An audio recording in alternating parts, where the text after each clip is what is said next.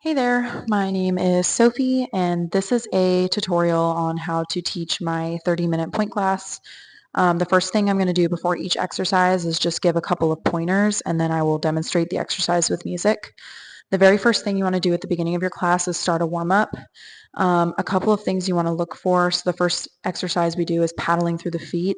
You want to make sure that the student is not rolling towards the pinky toe and sickling or over rolling towards the big toe. You want to make sure that the ankle is nice and straight when they're passing through and that all toes are even on the floor.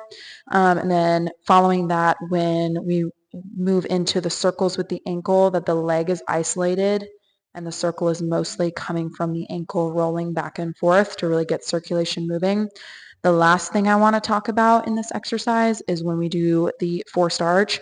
So similar to with the paddles, you want to make sure that they are not sickling or knees knocking. You want to make sure that when they press over, that they're pressing evenly on the toes, ankles are nice and stretched, and when they stretch their knees, that they're hanging on to as much of that arch that they got from the forced arch stretch as possible. So those are just a couple of things to look out for.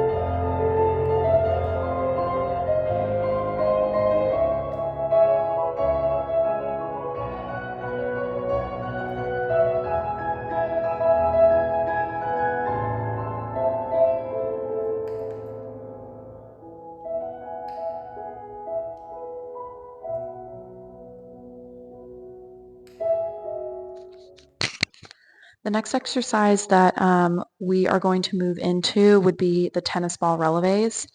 This exercise is designed to help with sickling and overall strength throughout the leg.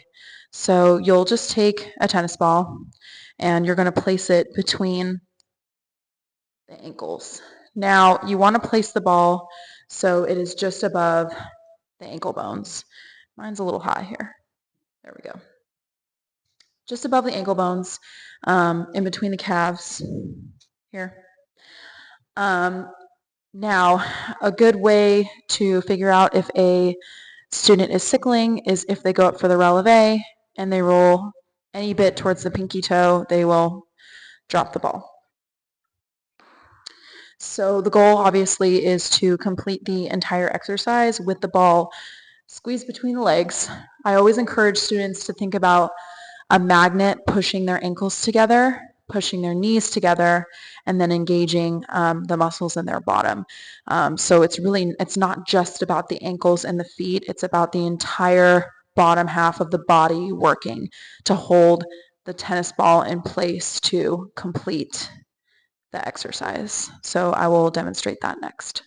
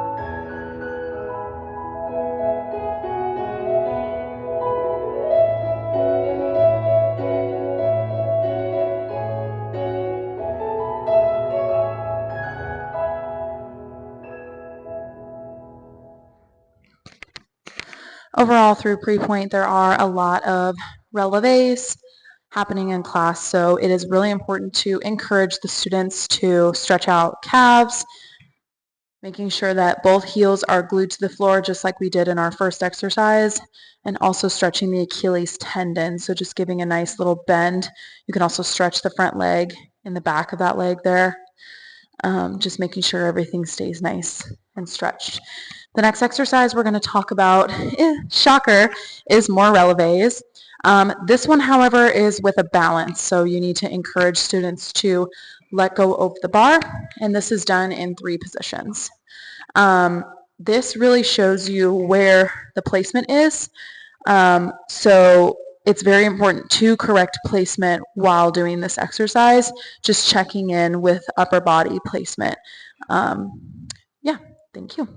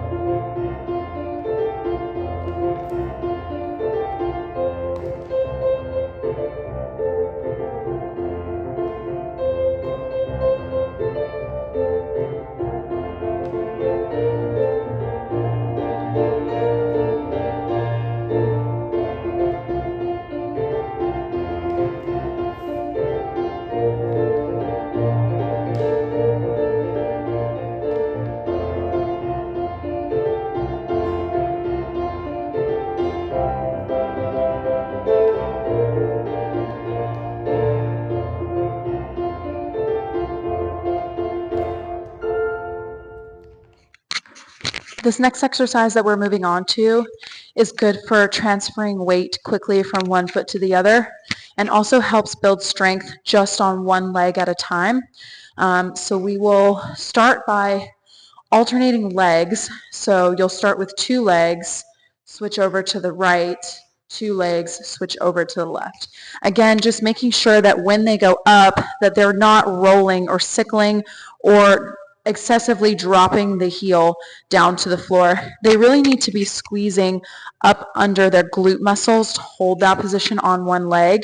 You can also encourage them to take one hand off the bar during this period, or they can do both if you feel that they're really strong. But again, just make sure checking their placement, that they're not pushing up over top of the bar so their body is in an angle when they're doing these exercises, because the more you go on in class, the more tired the students become, and the placement starts to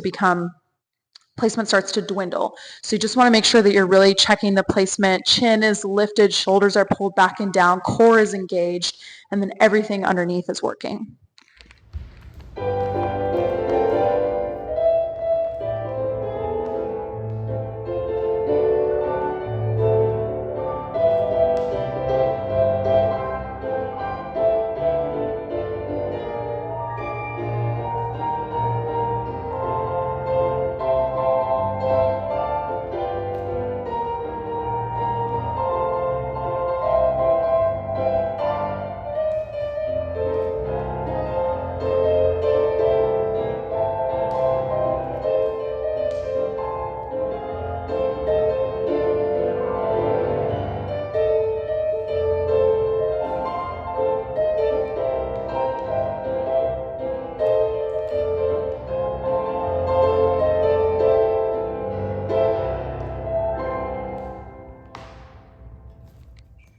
Next exercise we're going to talk about is working on our retiré position.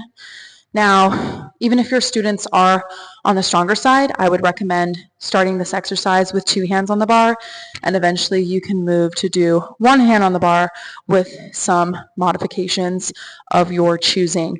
When doing the retiré exercise, there are just a few things I really like to talk about with students. Obviously, you would be on releve on your supporting foot, but I like to really encourage them to make a sound with their toe going up their leg, like on their tights. So if I can't hear a sound, that means that their leg is disconnected. The other thing a lot of people like to do is when they push up for retiré, they're relying on this supporting leg to do most of the work, and this one is just kind of dragging up. It's not really pushing off the floor. So I really encourage, just like sewn, students to push from 2 feet to 1 foot. You also have to check in that position that they are not hiking the hip and leaning over that supporting side. Encourage them to have a leveler across the hips. That will keep our hip bones nice and level. I always say it's like you have a pair of headlights on your hips, and you don't want your headlights to be shining in weird opposite ways. So just making sure that that placement is correct. And same thing, like I have previously talked about, checking what the supporting foot position looks like. Are they sickling? Are they rolling too far over their big toe? They should be evenly placed over all toes when they're up there.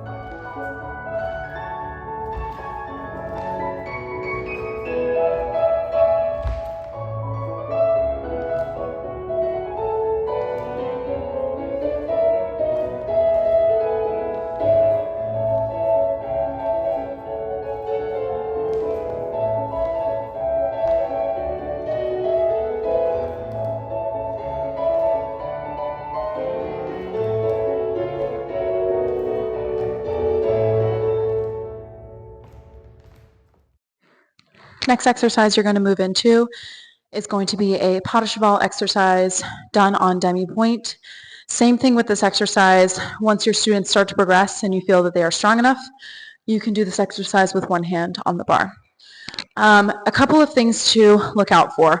After they complete the pas de cheval and they present the foot forward, when they're pulling up to sous-sus, encourage them to really rotate, bringing their inner thighs forward and thinking about keeping this heel on top. So when they slide up to sous-sus, they can maintain the turnout that they were able to gain in plie. After the pas de chevals are complete, there's the balance in coupe. You just want to check their position back there. A lot of the times kids get confused and they attach the big toe and they sickle. So you want to encourage them to attach the heel and think about peeling the toes away while opening this knee at the same time. And make sure you encourage them to have all of their weight over their supporting side so they're able to let go of the bar and maintain the balance. Now, if they can't maintain the balance, stress to them not to come down off of releve, but rather to grab the bar again. It's more important to try to keep the heel lifted for the entire 6 counts than it is to fall over just because you don't want to grab the bar. So make sure you're encouraging students to grab the bar if they are falling over instead of collapsing and letting the position go.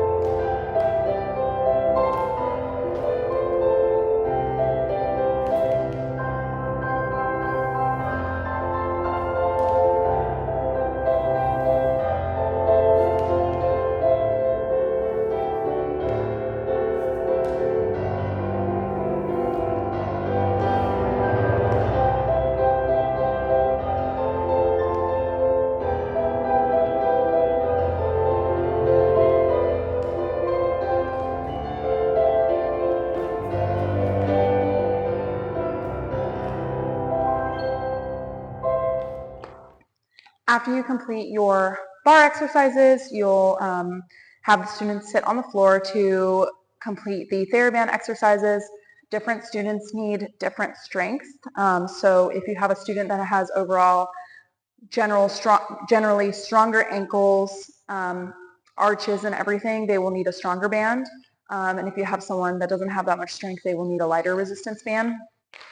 So the first exercise you're going to do is for ankle stability. So you will bend both legs in, flex the toes, and put the band underneath the toes.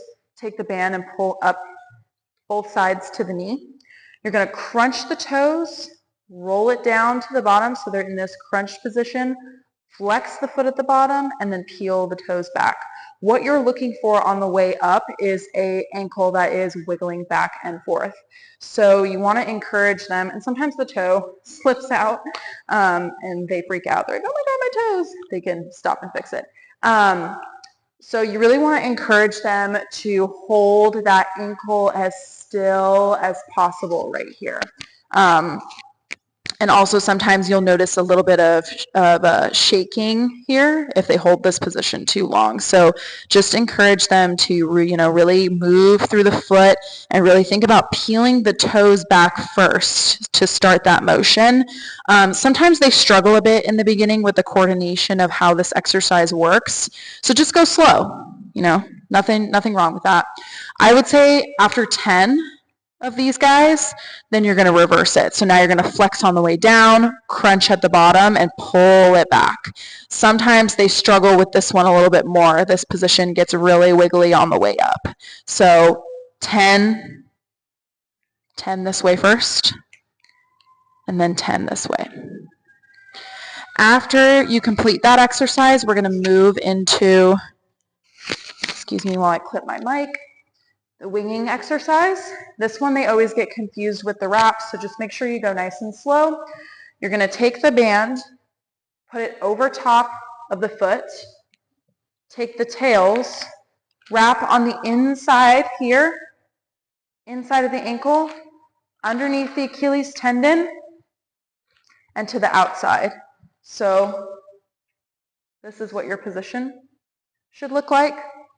Now, the coordination, students struggle with this one as well sometimes because the movement is so small. They think it's supposed to be ginormous. Let me turn this way so you can see. But it's very, very small, and it's about this outside muscle here firing. So you want to tell them to think about pulling the pinky toe towards the outside of their leg. So it's a very, grab the mic again. It's a very, very small movement. Sometimes they try to do it like this, where their foot is not really pointed. So you want to encourage them to keep a long, pointed foot there and not crunch anything up. And they're just moving there to the outside for 10. After they do 10 to the outside, from there, then we want to do the sickle. So you want to move the ankle inward towards the other foot, and then back to a straight line. In and back out. You want to watch again for a wiggly foot. You want that movement to be as smooth as possible while keeping the foot pointed the whole time. If you have a student with hyperextension, you don't want them locking into their knees. So encourage them to keep the legs straight, obviously not bent, but not locking back into that kneecap. Just a nice little relaxed knee. After this, we're going to move into our flex point exercise.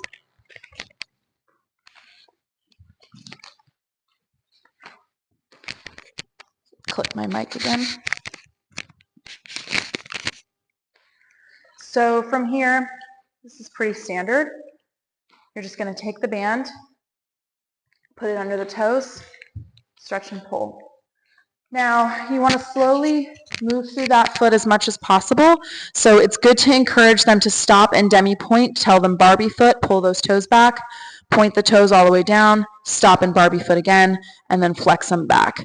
I would say do this for about 15, just going around making sure that no one is sickling and that, we're not doing anything weird with our leg, that everything is nice and straight.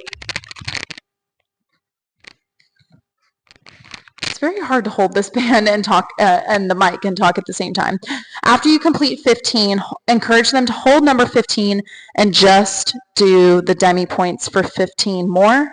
That will really fire the back of the calf muscles and the arches and everything.